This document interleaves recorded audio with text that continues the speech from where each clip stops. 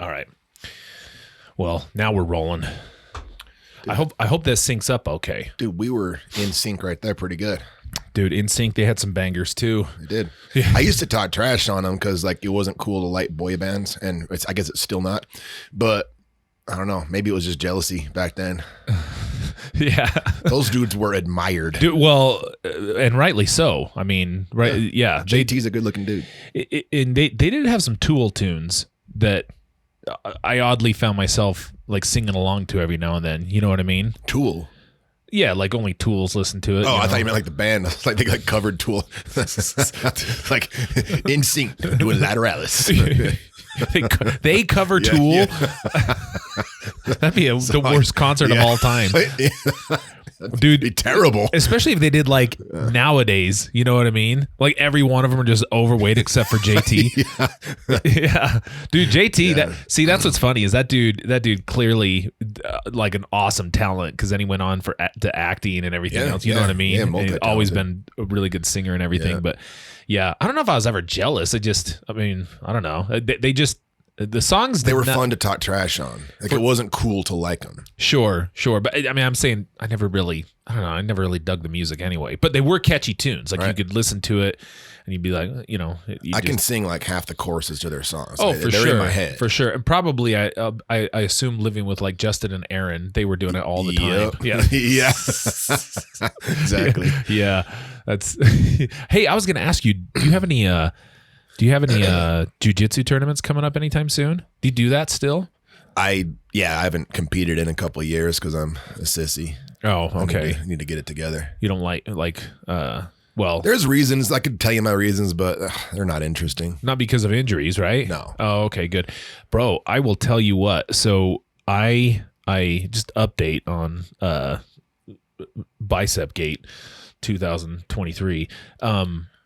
I just barely this last week got back to 2 weeks ago. I started lifting again. Holy cow. Like that is an exercise. I'm not even exercising my body. I'm exercising humility. Constantly. I know, bro. I Yeah. can empathize. And I go at 4 a.m. to the gym, so I just can dodge, people who would judge. but it's like there's still plenty of people there. I don't know what I'm saying, but it for sure, man. It's like it's astounding how much strength you don't have, like, and it probably looks a little bit weird because I haven't like lost a ton of mass or anything, but like I was like doing and everybody I know, this is super toxic masculinity stuff. Okay, I got it. They know what they signed up for, right? I was doing dumbbell flies and I was doing like fives, just getting back into the rhythm. There's a silver lining to it. This is what I found. So, coming from someone that's blown out 2 biceps. Yeah. So you and I both don't love it when people at the gym come up to us and start talking to us and asking us advice. Oh yeah. Yeah. It's annoying. No one's going to ask you shit. Oh yeah. Like, dude, look how weak that guy is. That's true. Yeah. So that's you true. can actually work out in peace. And I suppose the other silver lining is it has really let me, like, I'm just highly focused on technique now. You know what I mean? Just be disciplined, man. I know it's hard with the ego. Just be disciplined. It'll come back. Oh yeah, I'm not Don't push stopping. it. I mean, I'm just going really. Don't push it. I push it real good. Don't push it.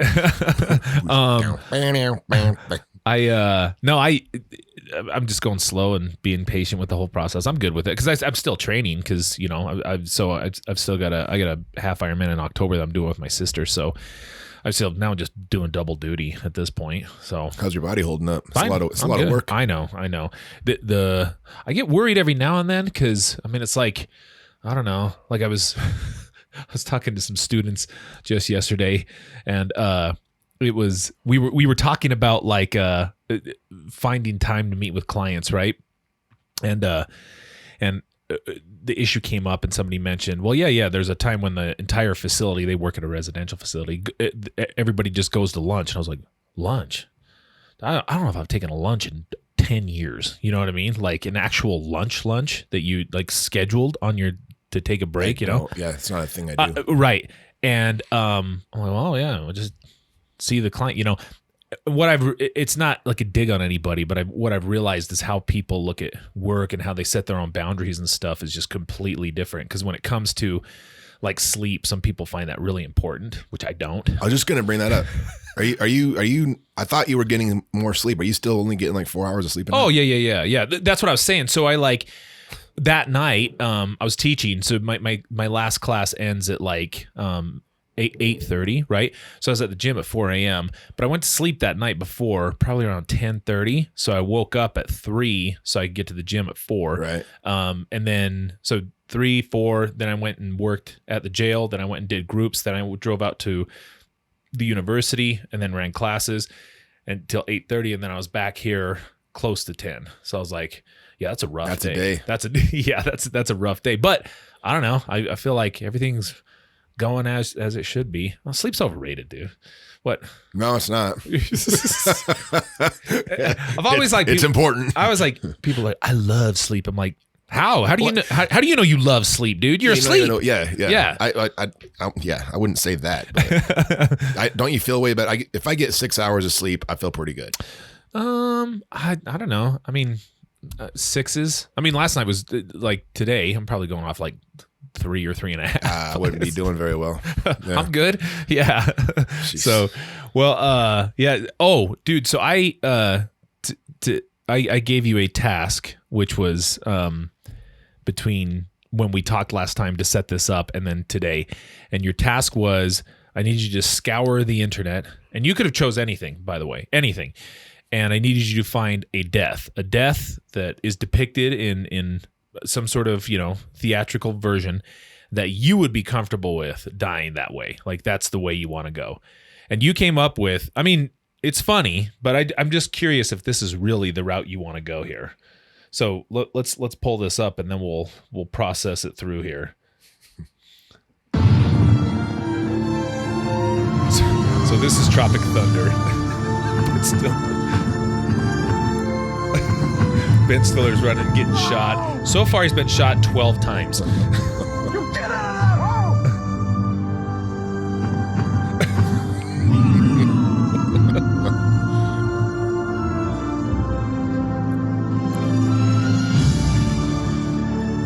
You make it home now. Dude, this movie was so funny when it came out. Amazing. Survive!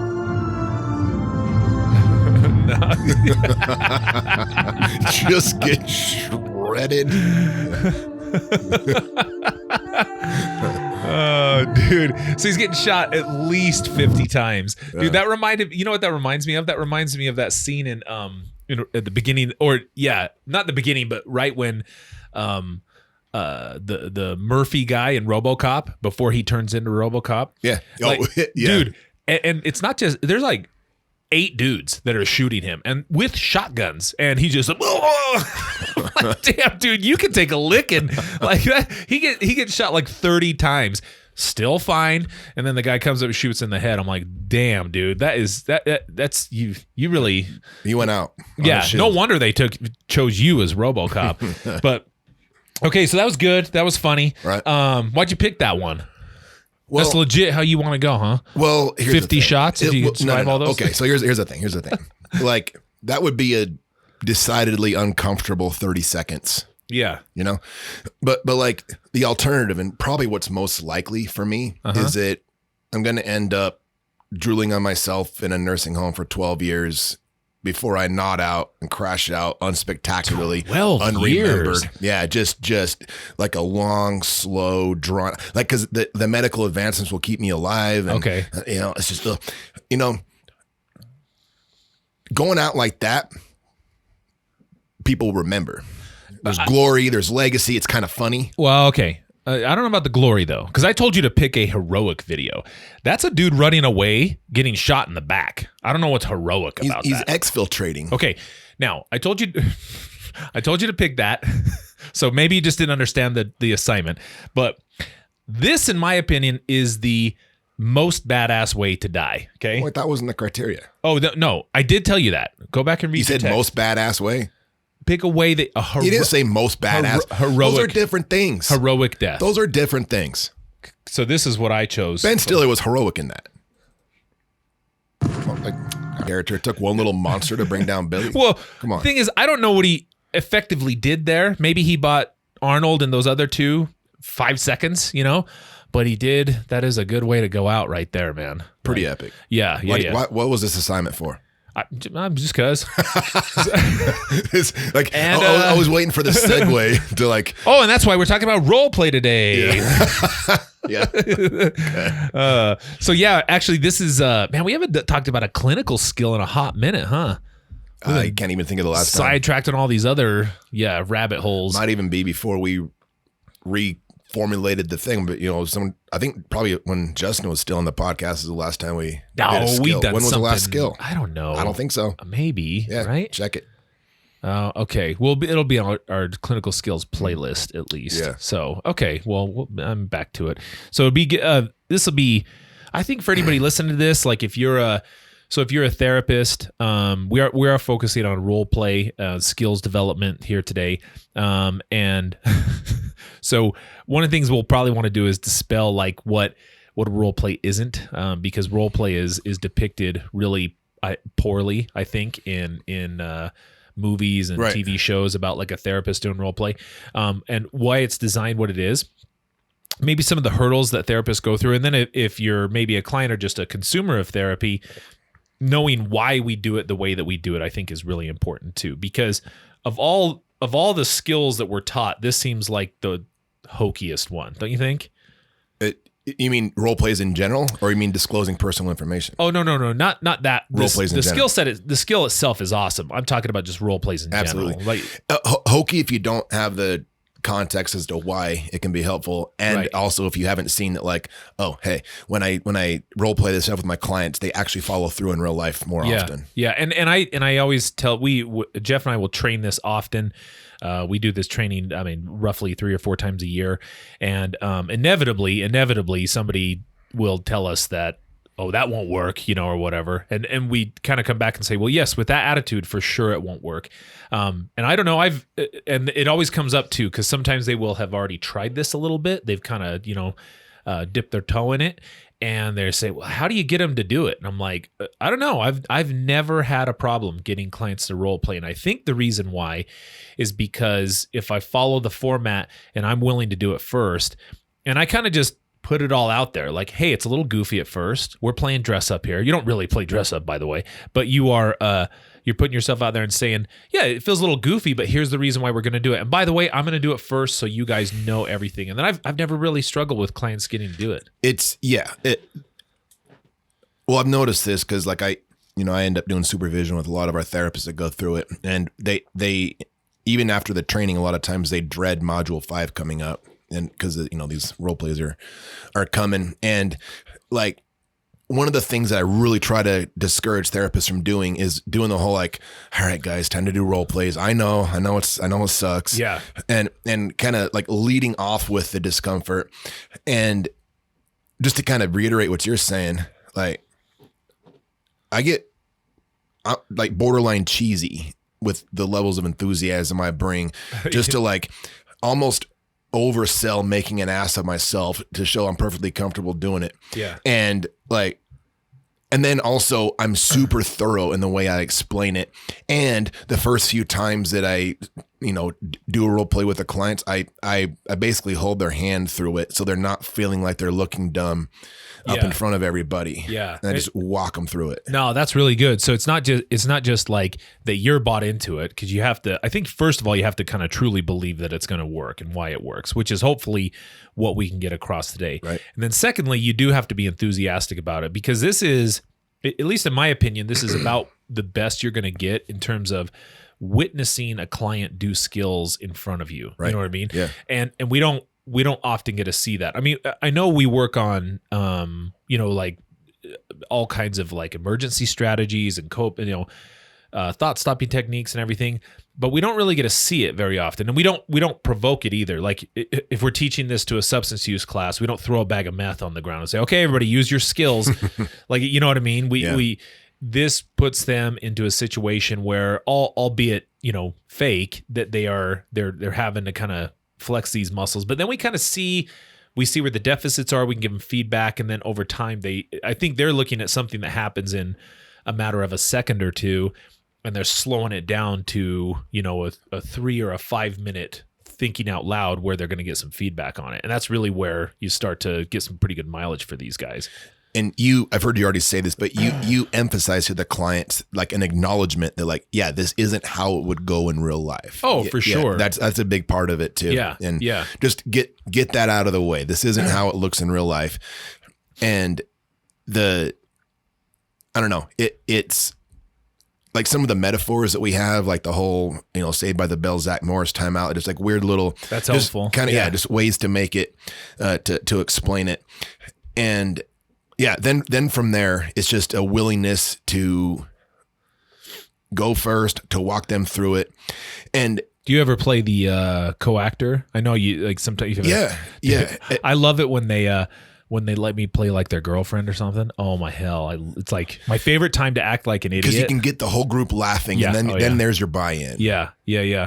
Which, and the thing is I think you and I, we use humor effectively in those cases. I use that a lot to establish rapport with clients. Yeah, and I'm not saying that's everybody's strategy. I'm saying that there is a strategy that your personality will latch onto when you're teaching the skill. The problem is that you just need to really believe in it and be enthusiastic. And hopefully with the information we give you guys today, you'll have a little bit more buy-in to this as to why it's so important. You know what, man? It might be the same thing we tell clients. Like we tell clients, hey, it's okay. You're going to suck at it when you first do it. And like, cause that's the thing, right? Is like, if the client has the expectation that, the first time they try a given skill that this is going to work, and they base their decision on whether to continue using the skill or not on how it goes that first time, they're never going to develop. You have to kind of, I've heard you say this a million times. It's like, it's not the first time, not the 5th time, not the 10th time, maybe around the 30th time of trying this skill, you might start to maybe kind of get good at it. Is that what you tell the therapist? Your group supervision? Like, you guys are going to suck. And yes, suck. So especially you're going to suck so bad. Like, yeah. Just single them out. Yeah, I do. But I mean, not like that. But yeah, I just acknowledge, but I say that by saying that like, I wasn't any good at this when I first started, but just cannonballed into the deep end anyway. And then I got good at it. Which, why would you be good at it? You know what I mean? Right. Like, I think they have an expectation, especially if a therapist is, they're settled into their groups, they're used to process groups, they're used to whatever their thing is. So like veteran therapists have the hardest time with this. Our interns never seem to have a hard time with it. Yeah. It's the veterans that like, because now all of a sudden they're doing this completely new thing. I was a veteran therapist by the time that I first got introduced to the CBI techniques. It was awkward, but I just forced myself to do it, and then I like it now. Yeah. Oh yeah. Well, let's take a look at them. Yeah. We'll give. So of course I put some good research stuff up here. So if people kind of want to, I don't know, if they want to not question it, but know a little bit more about it. And this is from trainings that we do with our therapists and also with officers that we train and line staff that we train and working with clients. So this is, role play is just, when you think about this, a method to practice new skills in a controlled environment. And what I think is important from that is, if you like the controlled environment, one thing that we always do is that it always turns out good in the situation, right? They deliver the skill and it turns out well, or they deliver the skill and the role play is over. And the reason why we do that is because you when you're doing a social skill, which is what we're teaching today, which is why you do a role play, you can't really control the other side's response to this, right? So yes, you can do a social skill exactly as it was designed, but you actually don't know how the other party is going to respond to that. If their social skills suck, they're going to respond in a really weird way. And what happens is, you could be using, like we do in any case, in any given interaction, I could be using 5 or 6 different social skills. I won't know it till I know how they respond. So often, as soon as they deliver the skill, we stop the role play, because after that, it doesn't really matter. Doesn't matter. The co-actor is going to do what they're going to do, but they're just setting the stage for me to nail my role play. If the co-actor responds negatively, in real life, that possibly could happen, and then I revert to another skill. We just don't know which one that's going to be, so we're just focused on this skill for that time. And we do want it to be a controlled environment because they're trying it out for the first time. I mean, it's just like We've talked about like riding a bike. That's a useful metaphor. Like if you're riding a bike for the first time, I don't know. Do you remember when your dad taught you how to ride a bike? Yeah. Yeah. You know, they'll hold on to the back, training wheels, maybe. There's all these little things to make sure you don't, you know, break your noggin open or whatever. Exactly. Even though back then I never wore a helmet. My parents like, oh yeah, go. Helmet, schmelmet. But yeah, that's what we're doing essentially. I'm telling you what to do. I'm showing you what to do. And then I'm kind of holding your hand until you get a little bit better. So that's why Absolutely. we do it in a controlled environment. That makes it easy to score a win. Yeah. You know, and you want to reinforce that right out of the gate.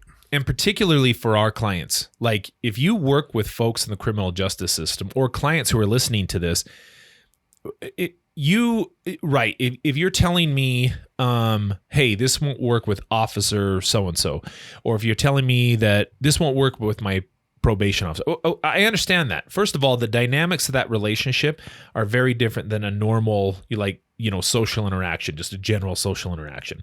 So that's number one. But number two, like, who cares about that? Like, again, you can't control what they're going to do. All this does is it increases the likelihood of a positive outcome. It doesn't guarantee it.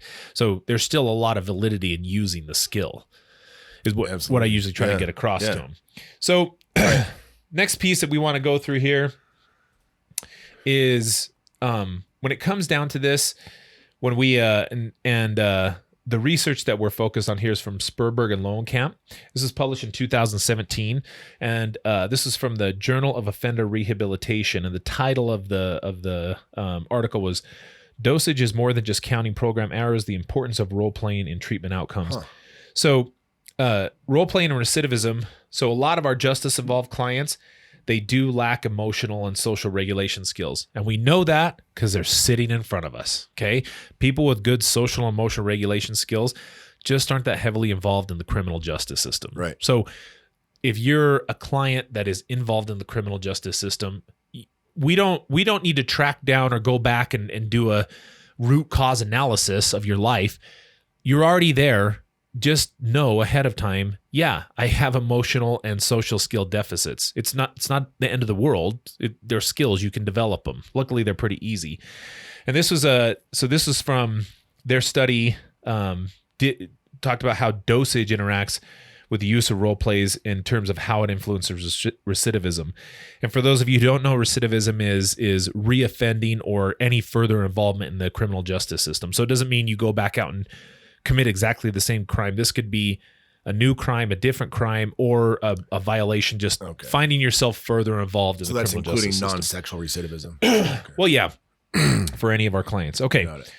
So they looked at recidivism rates among moderate risk offenders. Wow, that's wild. Right. And they received dosage hours of 100 to 199 hours. Now, when I say dosage hours, that is the number of hours that you're sitting in front of a clinician. So if you're at a residential treatment program, right? And like it's a substance use one, all the time that you're not sitting in front of a therapist doesn't count as dosage hours. So this is dosage hours, sitting in front of a therapist, being in a group. Okay. And they had categories of recidivism rates less than one role play a week. And the recidivism rates right here turns out to be around 50%. With one role play a week, that reduced it to about 30%. 2 role plays a week was about 20%. And if you look at this number, if you do 3 or more role plays per week, you have a 0% recidivism with 3 role plays a week for moderate risk offenders. Pretty crazy. Now you got to be careful with this because this is one randomized control trial. The sample size of 1. Yeah. Sample size of 2. Yeah. So you can't, and again, it's peer reviewed and it's good research, but taking one study and then saying, this is gospel truth, we know you shouldn't do that. Okay. This is simply, there's no long-term meta-analysis focused exclusively on role plays yet. So we're just going off of one randomized control trial that does have some pretty good, it wouldn't be in the Journal of Offender Rehabilitation unless it was legit. So that's pretty wild. By all means, please look it up. They also looked at role playing and recidivism with high risk offenders, and they have a minimum of 200 plus dosage hours. And again, you see this. So much higher recidivism rates. So they're in the mid 60s with less than one role. I love less than one. That means 0, right? Or 1 a month, 2 a month, 2 Okay. a month, right? Okay. Yeah.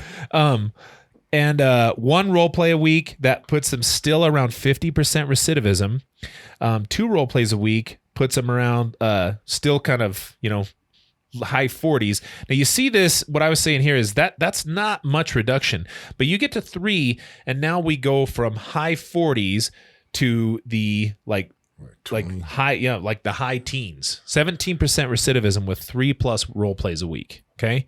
That's dramatic. Yeah. So this is, I think it's just highlighting the importance of this, right? Yeah. And it can be understated. So there is research to back up what Jeff and I are saying in this. Okay.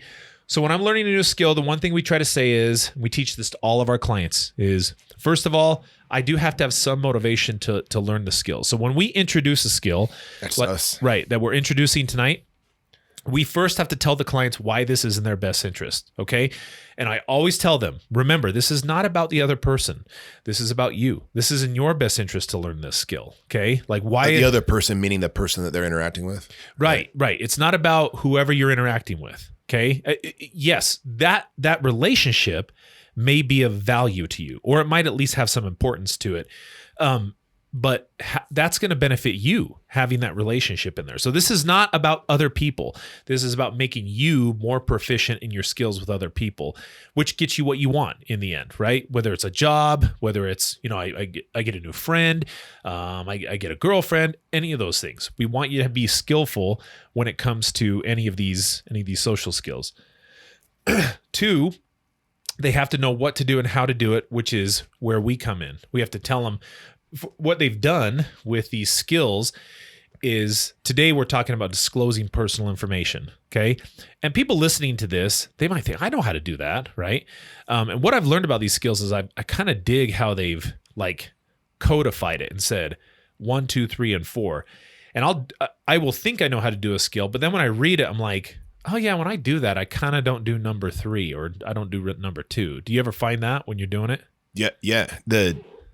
Well, specifically, like it can be overwhelming, I think, for people if they're just given a skill without the steps, in that, there is like, what am I going to say?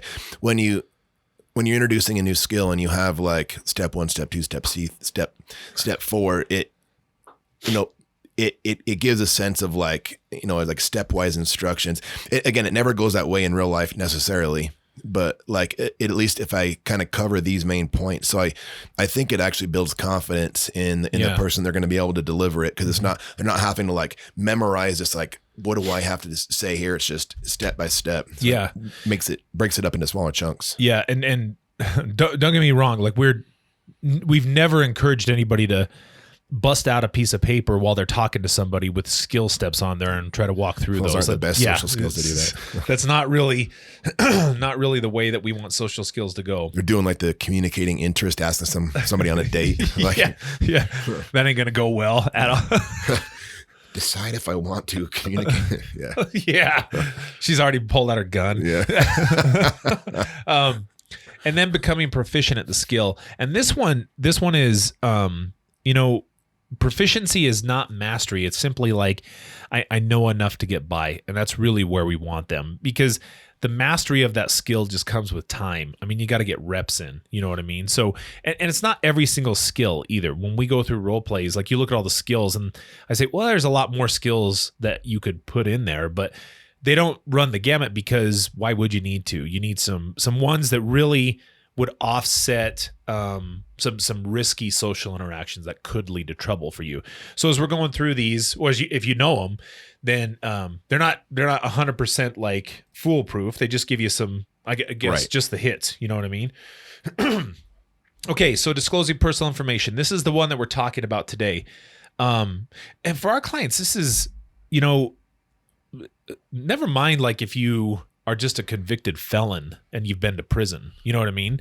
Like that's a lot of information for somebody that you want to come into your life to consume and be okay with. So clients always ask this, and they'll be like, well, when should I tell them I have a sexual offense? When should I tell them? So man, it's like the question. Yeah. And I mean, what answer do you give them typically? Man, there's not like a right time, because so that's the thing. I don't know what your opinion is on it, but like I've heard compelling answers to that both ways. I've had people say like right out of the gate, and they'll make a case for that by saying like, rip the Band-Aid off quick. I've heard other people say, let them get a chance to get to know you so that they humanize you, and they're not comparing, they're able to compare you, like Mace Warren, against what they imagine in their head a sex offender is, and they're able to see the discrepancy and all over the map. And I've had clients have success with like a whole smorgasbord of different ways of doing things. Yeah. And I think, and I'm sure you got an answer to this, but like, I think one of the skill steps is, you're like deciding if I want to share this in the first place. Right. And so like that right there makes it pretty subjective. Yeah. Well, I one of the things that we look at is we teach a lesson completely on knowing who are supportive people that are going to support your recovery, right? And that you're going to do well. And that doesn't necessarily mean like your friends. I mean, that can be a probation officer, for example. That person can support my recovery, but also I'm not going to go to his barbecue. You know what I mean? And it's fine. Like those are just important relationships that are going to be there for what I'm trying to accomplish. So the answer I always tell them is I say, whenever it's prudent. That's my answer. Okay. Yeah. Whenever it's prudent. And I describe that though. I just leave that hanging. So you probably ought to not, I say right out of the gate has some implications. Okay. But also maybe not like as you're pulling up your pants and you just had a sexual rendezvous and you're leaving, like somewhere in there, in the middle ground between pulling up your pants and shaking their hand. Right. So I say, there's three categories of people that you need to focus on. Okay. There's people that no matter what you do and no matter how many debts you've paid to society, they're going to reject you. Right. They're like the books. You'll never win them over. Never. So don't waste energy on them. Okay. Try to identify them early on and I mean, have a civil relationship with them, but that's not going to go beyond, I don't know, acquaintances essentially, or have to work with or Coworkers, whatever. Yeah. And then there's a group of people that just say, oh, I accept anybody for anything they've done. And I'm like, those people exist. Anything? Yeah. Like everyone deserves a second, third, fourth, fifth, sixth, seventh chance. I've killed 50 babies. They're like, I accept you. I'm like, that's weird, to man. each their own. Yeah. That's weird. Like prejudgments about our past behaviors are a good thing. That's an indication that person is like trying to make sure that this is a safe relationship and that it's that I can be safe in this relationship. And so I'm going to just monitor things that's good. If I have a dark history and it's brought to your attention, well, I kind of want you to vet me a little bit. That means you care about your life as well in this and your role in this relationship. Like if you say I accept anybody for anything they've done, I got it. I too am I try to be non-judgmental and find the value in people. It doesn't mean that now we're going to have a cozy relationship though. You know what I mean? So those people I think are dangerous as well. Like you can't just, so if you throw it out there right out of the gate and say this is this, that, or the other, and they're like, I accept you, like that might be a little bit of a risk. It's like guys who come to me and they're like, dude, I'm dating this new girl. I'm like, oh sweet, man, that's awesome. That's cool. Tell me a little bit about her. Oh, she's a mom. And I'm like, oh, she has kids? Oh, crap, man. That sucks. Well, so tell me about the kids. Oh, no, don't worry about it. DCFS took those kids a long time ago. I'm like, huh, okay. Like what's going on with her? Is this safe for you, buddy? Like they, or even like, or the DCF, they'll still have the kids in the home, but without even vetting the person beyond just the initial greeting, they're just fine with they're just fine with them being around their kids. Right. And look, it's not that you can't work through it, because the third group of people is the people who will have some prejudgments against you and who will like not jump in, head first but with measured doses and learning more about you, start to distinguish your behaviors now from then. And then if they do that, then that's the person you want to latch on to. If they show some healthy skepticism about you and kind of want to see what you're about, that means they have a value system with, you know, an understanding of like what's important to them and some reasonable sense of boundaries. Like that is the type of person you want to be in a relationship with. Right. And let's be honest, this is a weird thing to do. Like, I mean, you of course have a thing in your mind that's the worst thing you've ever done in your life, right? Of course. Okay. Me too. I did it earlier today. I'm kidding. But but nobody on planet Earth, when they talk to somebody, starts preparing for how they're going to disclose the worst thing they've ever done. You know what I mean? So they're already in a weird circumstance.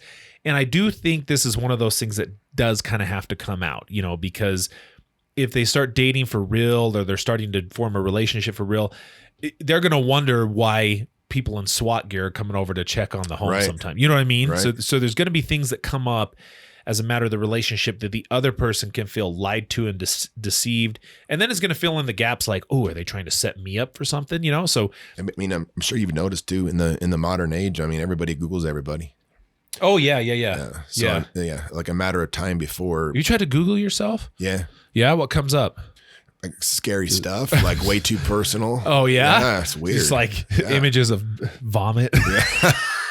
I mean, no. But, yeah, I've Googled myself. I'm relatively not much on the internet.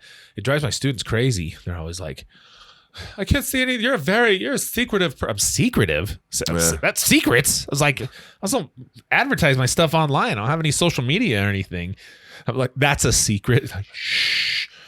No, relatives of yours don't come up. No. No, I don't think so. Huh. I've done it, but I mean, I've looked and I think you really have to start scouring. I was. Yeah. It wasn't paid. It wasn't like the first result. Well, I'm not those things. I think if everybody wants, I'm saying I look at a first glance on a Google, page and there's not much there. Uh-huh. So yeah, I mean, an old deactivated Facebook account. So that I stopped using in 2008. 15 years old. Uh-huh. Except for that one time when you told me I was trying to sell Viagra to people. Then I had to get back on there. Oh yeah, you got hacked. Yeah. So, dude, why are you trying to sell me Viagra? Yeah. I can get way better rates from John. Okay, so we'll go through the skill steps. Here they are. Do you want to kind of describe this as you were describing it to a client? One thing I thought was good for the viewers and the listeners was for us, like, to do a role play within a role play. Like, I'll be the client, you be the therapist, and you can walk me through this. But when you're setting this up for a client, how would you describe these skills?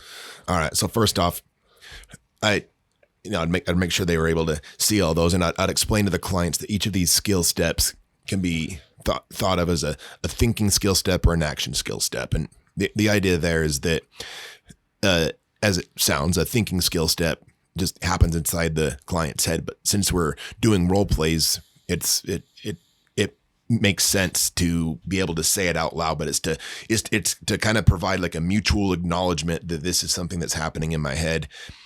And it's good, when you're speaking in a scripted way. So I'd go through and I'd then read, I'd have the client read through these skill steps. So I might say, okay, Mace, will you read skill step 1? Yeah. So decide if I want to share personal information and why.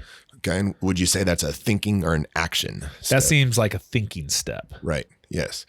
Skill step 2, will you read that one for me? Think about the different ways to share the information. Good. Yeah. Okay. So you're thinking about maybe more than one way to skin a cat. Is that a thinking or an action step? Well, just by the hint of the very first word, I would suspect that's a thinking step. Exactly. This next one's a brain teaser. Skill step 3. Okay. Think about how the other person might respond to the information. Good. Yeah. And this is where we're trying to anticipate like possible reactions, and there's kind of, depending on how you're going to posit this, gauging their reaction is going to dictate what you do next. But so with skill step 3, again, thinking or action. Decide if I still want to share the information, and if so, share the information in a brief and objective way. Okay. Would you say this one's thinking or action, or maybe both. Well, you're going to have to decide, which obviously is happening in your head. So that's thinking, and then you're going to share it. So that's going to be an action. Right. Sure. And one important thing I want to draw your attention to is, even after you've gone through all the thinking in your head about deciding if you want to share it, thinking of different ways to do it, thinking of how the other person might respond, that you still have the chance to bail out. You're not locked in. You have the choice. You get to pick who you disclose stuff to. When you do this with clients, do you ever give them the option of, oh, I'm not going to do that. I'm not going to tell them. I do. I don't. Don't you? So I know this is a simple out, but I kind of want. I make them explain it. Right. But I'm like, because I do, maybe I'm just, it's not like voyeuristic. I don't want to hear, I want to see like, this is such a, cause I talk a lot about like, what does brief mean and what does objective mean? You know what I mean? And I always say like, because you really look at this and you're like, okay, so the first three, I'm just simply evaluating the situation to determine if I even want to move forward with this, which is really good, right? Because that's going to put them in a position they probably haven't done, especially for the guys who their first instinct is just say something, like just tell whoever it is without any regard for steps 1, 2, and 3, because they've already thought about that too. They've already thought about what I'm going to do, and they're just, a blanket policy of I'm just going to tell them right out of the gate. And then 2 and 3 are really important because how I'm going to share this, and I always make sure that they link that back with number 2, because think about the different ways to share it. I want to make sure that translates into number 4, because if they disclose it in a completely different way than what they said in number 2, I just bring it back to their attention. You let them know like, hey, you ended up going a different way than the ways that you were considering in step 2. Yeah, what I'll do is, because once they've done it and then done the role play, holy hell, then I tell them, hey, you're going to take this outside of the session and try to apply it to something this week. And for those of you like who look at that, they again, we don't ever tell them to take the paperwork, but hopefully they run into a situation that's kind of between now and the next session that will mimic this. If not, the rule is that they have to do a role play again with somebody else. Fair. So they cannot not do their homework. They have to do their homework. Is that why on skill step, because I want to kind of go back to what you were saying, that on skill step 4 that you don't allow them the out during the role play to decide not to share it. Is that because you're anticipating that if they're not, it's just because they don't want to do a role play in group? Yeah, I want to make sure they're doing a cognitive link between 2 and 4, because 2, they say, think about the different ways to share the information. And often when they're thinking out loud, I hear them articulate what it is that they're going to disclose. And then we get to 4 and they do it a totally different way. And I just, as feedback, I just say, oh, hey, by the way, 2 and 4 seemed a little bit disconnected. So next time I just want you to pay, like when you're practicing this beforehand, think a little bit more on number 2. Like really just spend some time there and pick the right one so you're prepared on what you're going to say. Because 2 is like the planning stage. That's where we're trying to craft the way that we're going to deliver this. We want it to actually match up with what they do. Sure. So devil's advocate, what about linking 3 and 4? By the time that they get to the, if they anticipate for whatever reason that the other person isn't going to receive it well, I guess that's why if they, for me in my groups, if they decide not to share it, I want them to maybe base that on how number 3 goes for them. The reason I don't do that is because I think that you're bailing on the skill. I mean, I know you carried it out, but like they're being chicken shit. No, I mean, I want them to do this, but I always say pick somebody that think of a person that you haven't yet discussed this with that you want to discuss it with, though. Fair. Okay. That because works. Yep. If I'm telling somebody, like say I'm talking to a coworker and I'm paying attention to them, and this doesn't have to happen in an instant. Sometimes I look at this like if they hear their coworker, I don't know, there's a news article or a story on TV about a sex offense or something like that, and then you hear the coworker who previously was really nice to you talking shit on that. Maybe I don't do it. You know what I mean? Maybe I pull out of that. But essentially, you kind of bail on the skill, because at the very end, decide if you still want to share the information and if so, share the information in a brief and objective way. And with the way you're talking about it, if it's like, if you're selling it as think of somebody that you want to share this with but haven't yet, then that definitely makes sense. Because it puts them into action to where they actually have to at least walk through the steps, which is going to at least improve their confidence when it comes to actually delivering in real life. Right. Yeah. Prior to then, they're not really doing a social skill. They're just doing. They're just thinking. Right. Which is great. I'm not saying that's bad. That's fair. But they're, number 4 is a bit of a ripcord, and that's it. And then I'm abandoning this. I'm not really doing a social skill because a social skill requires me to interact with the other individual. Does that make sense? I think you convinced me. Yeah. Okay. So then, should we walk through how this would go if you were doing a role play with a client? Yeah, if I'm walking you through as you're my client. Because people listening to this, they've seen dumb shit on TV, right? They're like, you have a therapist, and you're like, okay, Jeffrey and his wife, I want you to be Jeffrey, and I want you to be your wife. Okay, and then it's like that's not how role plays work, dude. Mm-hmm. And especially if like the guy in the relationship, he's all, I would just turn the tables immediately if I was in that circumstance. It was like, okay, you be the wife. It's like, I'm super selfish and I never appreciate you for anything you do. Just ratchet it up. Yeah. Like it doesn't work.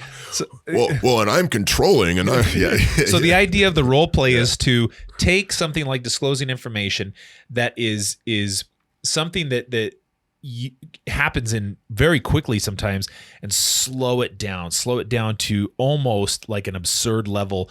So they're really like getting reps in terms of slowing down their thinking, because most of our clients are impulsive. They have bad judgment, and that's why they get into problems in the first place. So let's, if I was going to walk you through like that, I would take, like, if you're brand new to role plays, I'm going through the steps with you. And so I'd maybe say like, all right, and maybe consider the guerrilla social work audience as the person that you're going to disclose this to. Okay. Yeah. All right. So, first off, I'd say, okay, Mace, you already read skill step number 1. So what I want you to do is I want you to, when you're doing a thinking step, I want you to, communicate to the audience that you're in fact thinking it through. I want you to point to your head. Okay. It shows that you're thinking. That's what we do on a thinking skill step. So can I use my middle finger? You can use your middle finger. Yep. How about the pinky? Yeah. So, go ahead and, so skill step 1. Okay. So if this was somebody that I dug, I would come up to them and decide if I want to share personal information and why. Well, it seems like this is an important relationship to me. This is somebody, with whom I want them to know a little bit more about me, because I like them and I want them to be, especially with, people who listen to my podcast. I really want them to like what we're talking about, our content, and subscribe and give us a 5-star rating and share with a friend. And, I want all those things to happen. And so I feel like they would feel closer to me if they had some personal information. Think about the different ways to share the information. Well, I mean, I don't know. Subtly, I feel like this just comes out in as part of the, we're talking about the stuff anyway, but also maybe more if people had personal questions, for example, that they asked us about ourselves, that we felt comfortable. Maybe that would be something useful. So I could just say that directly to them. And definitely not through a text message or a phone call. Those seem very impersonal. But hopefully, as close to face as possible. Think about how the other person might respond to the information. That's tricky. I'd have to know the individual a little bit more. But if they presented like they're open to understanding a little bit more about me, then I think I'd be okay with this. So decide if I still want to share the information, and if so, share the information in a brief and objective way. Yeah, I think I do. I think so. So. Remember, when you switch to the action step, you can take your hand down and directly address the person. Okay. Okay.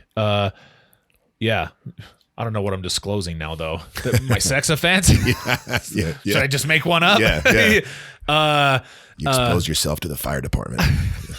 Yeah, I exposed myself to, in year 2000, I stepped in front of the Ogden City Fire Department and exposed my bare penis to them. So, by the way, that didn't happen. Okay. You're on camera. Jeff put me. Jeff Let's put me give him a round of applause. Yeah. And this is actually a big part. We make sure that when we're doing it in group, that we have a bunch of enthusiasm generated. I'll go over the top and explain like, hey, look, it's weird to be up here. This is Mace's first time. We give him a round of applause. Mm-hmm. And so, I'd have the group applaud how that went for you. And then first thing I'm like, since we didn't have necessarily a person we're delivering the skill to, I'd ask you like, how did that go for you? Yeah.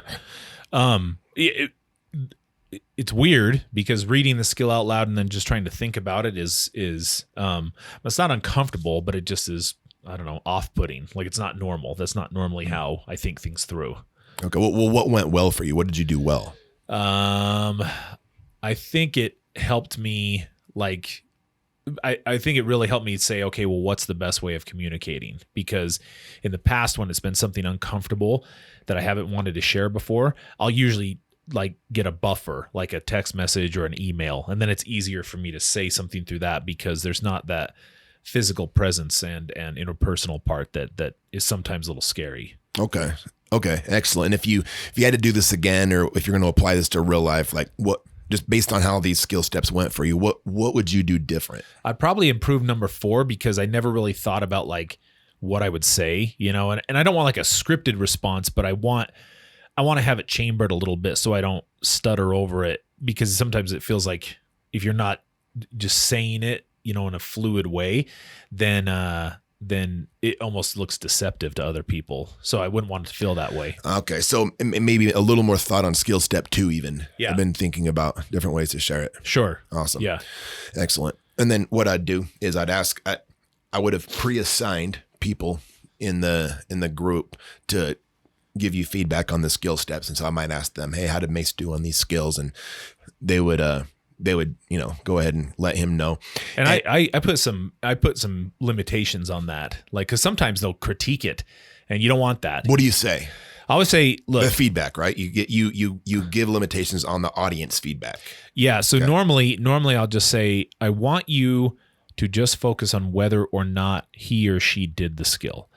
And the reason why I'm doing now, that's initially, okay, because I want them to see the feedback that I'm giving them. It's only ever like beneficial and positive to him. They're not. Yeah, we don't want the feedback to be like with yours specifically. Like, you would never just expose yourself to a fire department. Like they'll give you feedback on like what you said, as opposed to like your delivery of the skill. Right. And the most important thing about doing a role play is the person who's doing the role play leaves there with more confidence than when they walked in about doing the skill. It doesn't mean they're going to nail it the next time. I promise you they won't. But what will happen is they'll have more confidence. And then again, they leave with the homework, which has all these skill steps designed on it, and they start to plan on, when am I going to use this?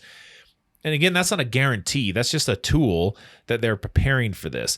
And then we ask them, okay, use this. Hopefully it comes up in the next week or before our next group, and then come back to group and tell us how you did. So kind of towards the end there, it says, tell us about the situation, rate yourself on, what is it? Needs improvement, fair, good, or excellent. Yeah. And then what would you do differently? I always tell them, don't put excellent, because I said, I feel like I have pretty good social skills, and I would never give myself an excellent, because no matter what happened, I feel like you can improve. I take the pressure off of them by saying that if they rate themselves as needs improvement, that doesn't impact their progress in treatment. Sometimes clients get it in their head that they're going to not get signed off on the skill if they don't have excellence. I just make sure I let them know, like, hey, this is a self-analysis. I would expect to see needs improvement. Right. And if you come with needs improvement, that's good, because then we can troubleshoot what happened. Was it an application error? Was it just maybe it needed another skill? Who knows? Right. Like we don't even know. So that's, I think, and you can do this in individual therapy too. You don't have to limit it to group. Like exactly what we just did. You being the facilitator of the session would model the skill. then you would say, okay, now I'm going to be this person, you be that person. Then I want you to do these things. And then you give them real-time feedback right there. And again, you just set the stage for, it's a little goofy and hokey, but who cares? This is for skill development. Exactly. So yeah, I guess that was an important part of, if we were demoing a real group as far as fidelity, I would have demonstrated this first. Oh no, our fidelity coach is going to see this. Oh, Jamie. And they're going to and they're going to send a video of them ripping up your certificate. Kind of back on. So I just want to reiterate, when you're talking about the importance of going out on a positive, going out on a win, sending them with a, so like you right now in this role play, you would have left this session feeling decent about it, but also with the information that like, okay, I need to think through a little more clearly of how I actually want to say it, a little more emphasis on skill too. And so, and then if you're based on the homework where you're like anticipating where you might use it, well, in your head leading up to your date on Friday with the person you have to talk about, you're going to feel confident from the win, and you're going to have a little more, you put a little more thought into skill step too. Cause when it's go time, you will want to have that locked and loaded. Right, exactly. So yeah, I really encourage clinicians, just, I mean, sooner rather than later, try to get on board with role playing. I think it's those are the funnest groups I have. Yep. I mean, by the end of that module, everybody's loving it, and they start volunteering. Like, I'll go. Yeah. Anytime we like move from module 5 into module 6, there's kind of like it. So problem solving. Yeah, exactly. So I mean, you can get really enthusiastic and like this, and it could be the most I like groups that are also entertaining for me. And they, it's not you're laughing at people. I'm saying everybody's trying their best to do these things, and it's entertaining in that it's cool to see clients trying out a skill they're just not, they haven't really practiced before, and they're just getting good at. And I think it's useful. So clients also, I'd say you guys, I have a much easier time selling this to clients than I do therapists. Right. So I don't really worry about clients. Don't let a therapist who's unenthusiastic about this sell that short for you. You should just buy into it as well. And remember, the therapy is about you. So try to make the best of it as you're going forward with it. So absolutely. Okay. And pick a better death next time, by the way. Dude, I stand by my decision. Okay. All right, folks, until next time,